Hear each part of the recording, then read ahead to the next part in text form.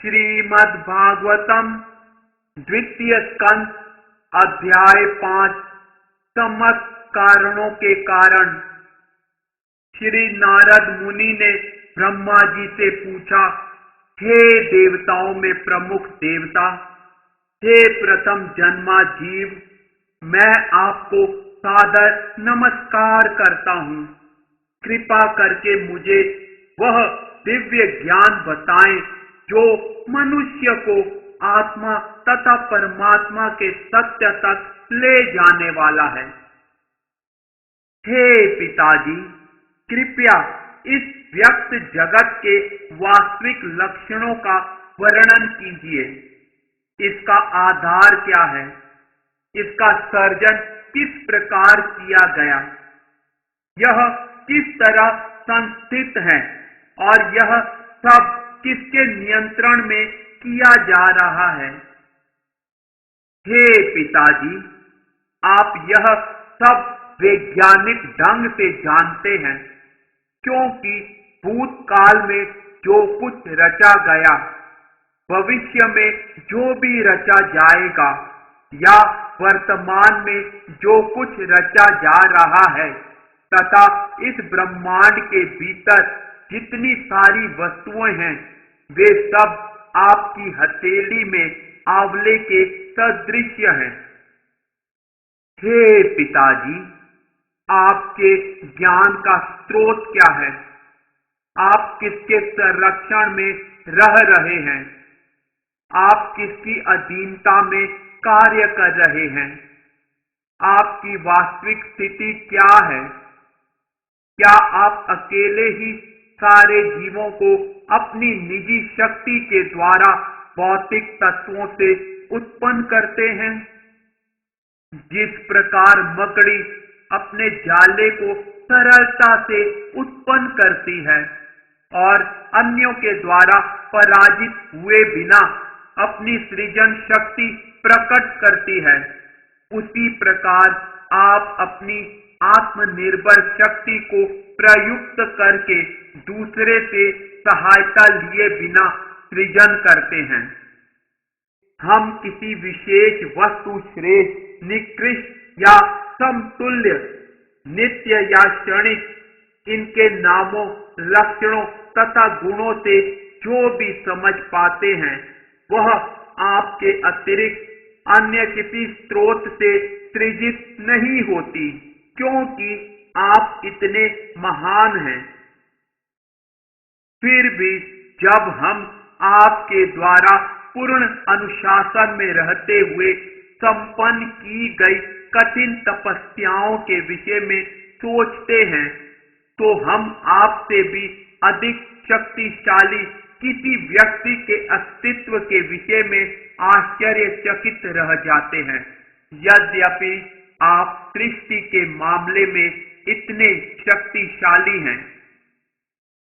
हे पिताजी, आप सब कुछ जानने वाले हैं और आप सबों के नियंता हैं।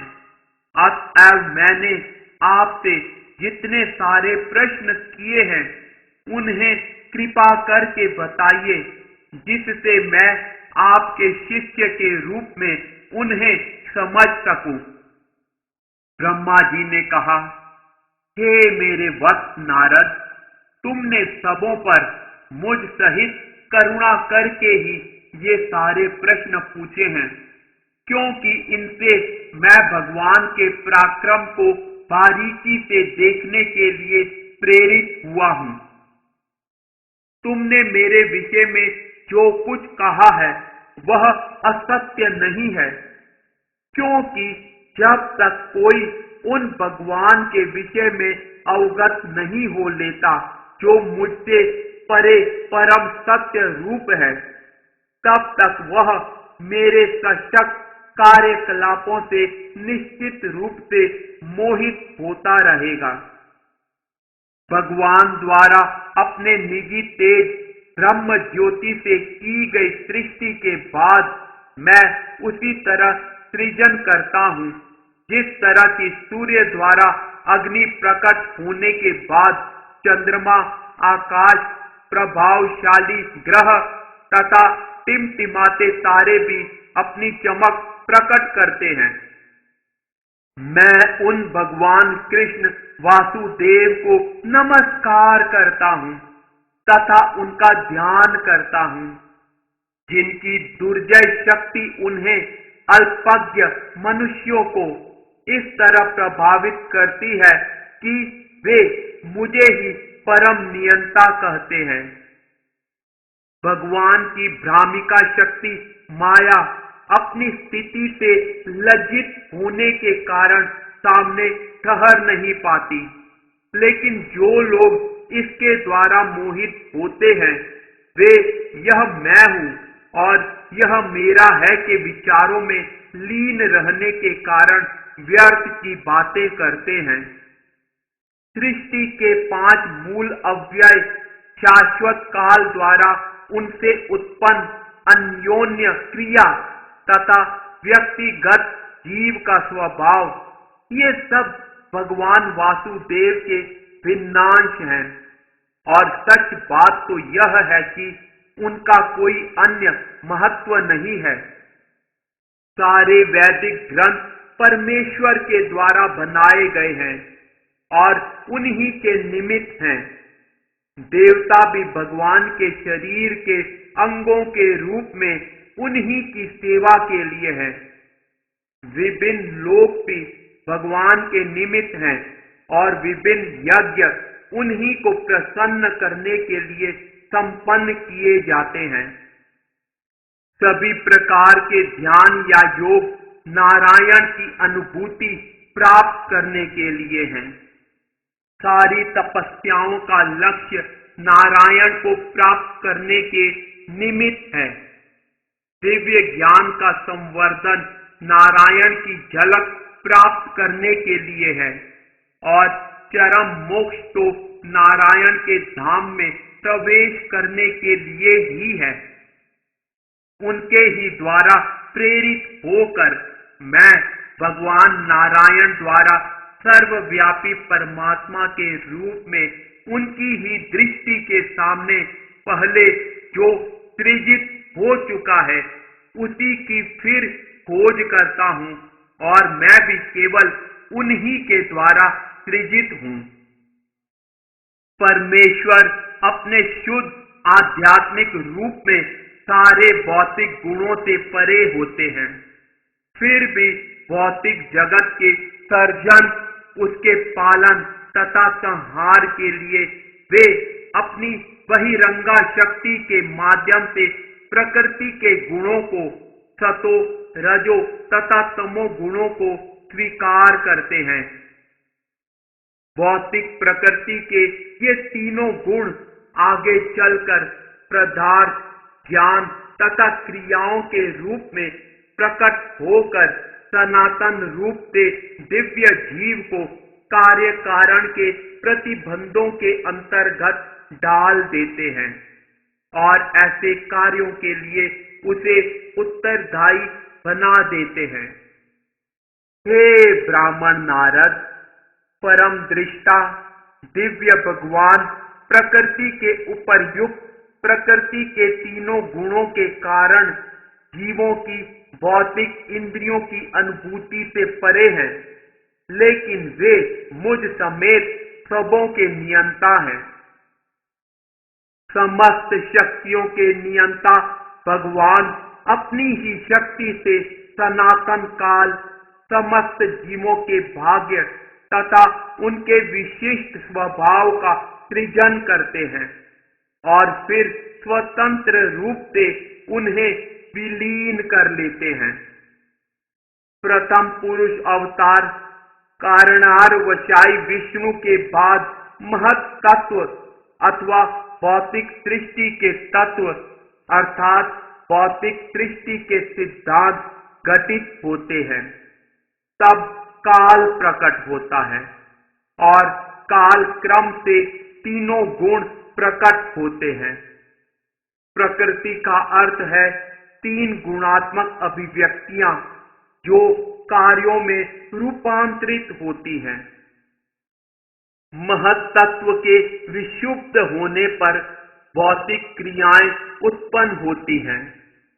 सर्वप्रथम सतो तथा रजो गुणों का रूपांतरण होता है और बाद में तमो गुण के कारण पदार्थ, उसका ज्ञान तथा भौतिक ज्ञान के विभिन्न कार्यकलाप प्रकट होते हैं। इस प्रकार आत्म केंद्रित भौतिकतावादी अहंकार तीनों स्वरूपों में रूपांतरित होकर सतोगुण, रजोगुण तथा तमोगुण बन जाता है। ये तीन स्वरूप हैं। पदार्थ को विकसित करने वाली शक्तियां, भौतिक सृष्टियों का ज्ञान तथा ऐसी भौतिकतावादी क्रियाओं का मार्गदर्शन करने वाली बुद्धि। हे नारद, तुम इसे समझने के लिए पूर्ण सक्षम हो।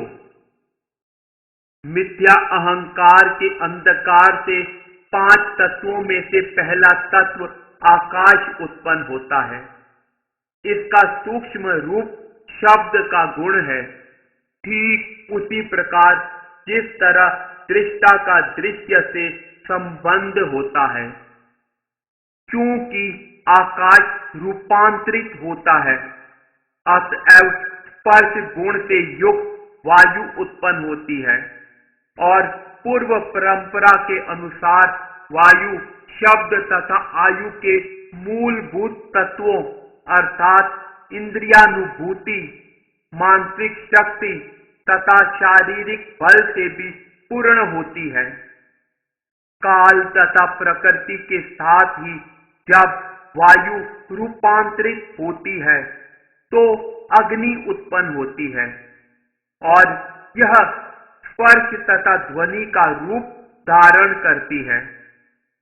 चूंकि अग्नि भी रूपांतरित होती है, अतएव जल प्रकट होता है जो रस तथा स्वाद से पूरित होता है। परंपरानुसार यह भी रूप, स्पर्श तथा शब्द से परिपूर्ण होता है और जब यही जल अपनी नाना रूपता समेत पृथ्वी में रूपांतरित होता है, तब वह सुगंधिमय प्रतीत होता है और परंपरानुसार यह रस, स्पर्श, शब्द तथा रूप के गुणों से पूरित हो उठता है। सतोगुण से मन उत्पन्न होकर व्यक्त होता है।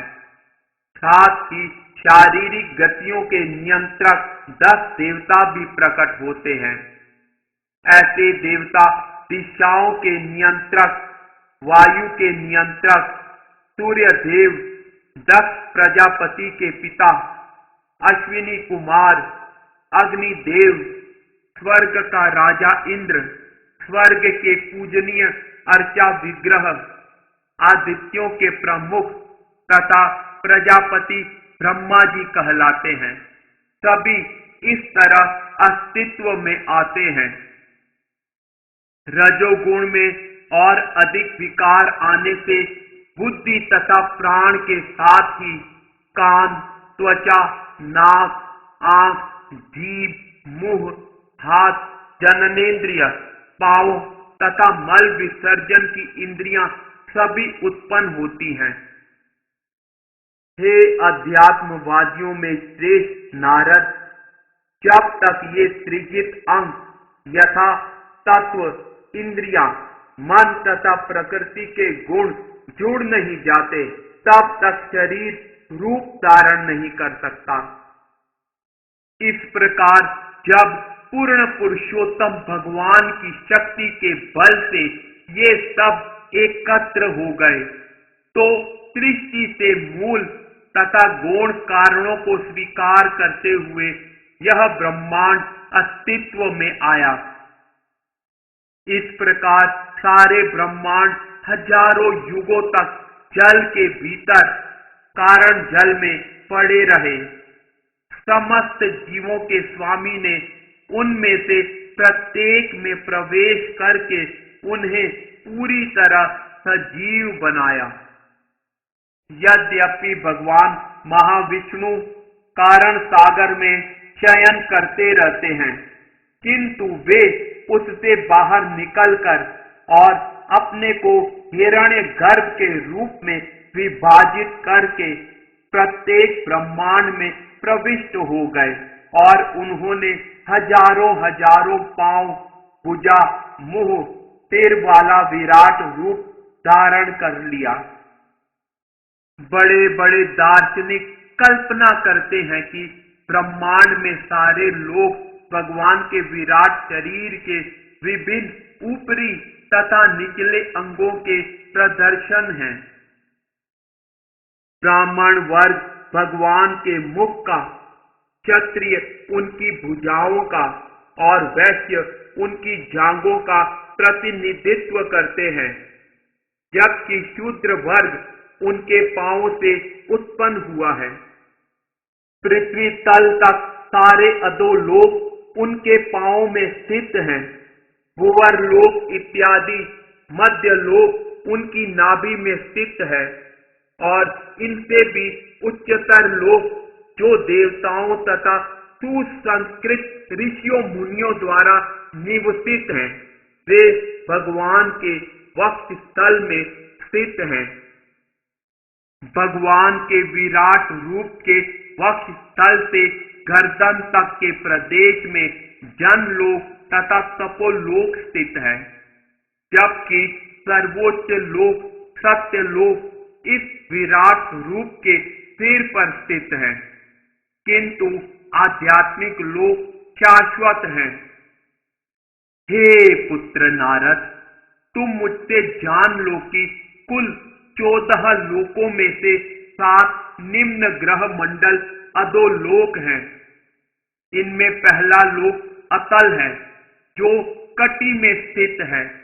दूसरा लोक वितल जांघों में स्थित है। तीसरा लोक सुतल घुटनों में। चौथा लोक तलातल पिंडलियों में। पांचवा लोक महातल टखनों में। छठा लोक रसातल है, जो पांवों के ऊपरी भाग में स्थित है, तथा सातवां लोक पाताल लोक है, जो तलवों में स्थित है। इस प्रकार भगवान का विराट रूप समस्त लोकों से पूर्ण है। अन्य लोग संपूर्ण लोकों को 3 भागों में विभाजित कर सकते हैं। इनके नाम है परम पुरुष के पांव पर अधोलोक पृथ्वी तक, नाभि पर मध्य लोक तथा वक्ष तल से सिर तक ऊर्ध्वलोक, स्वरलोक। इस प्रकार श्रीमद् भागवत के द्वितीय स्कंद के अंतर्गत समस्त कारणों के कारण नामक 5वें अध्याय के भक्ति वेदांत तात्पर्य पूर्ण हुए।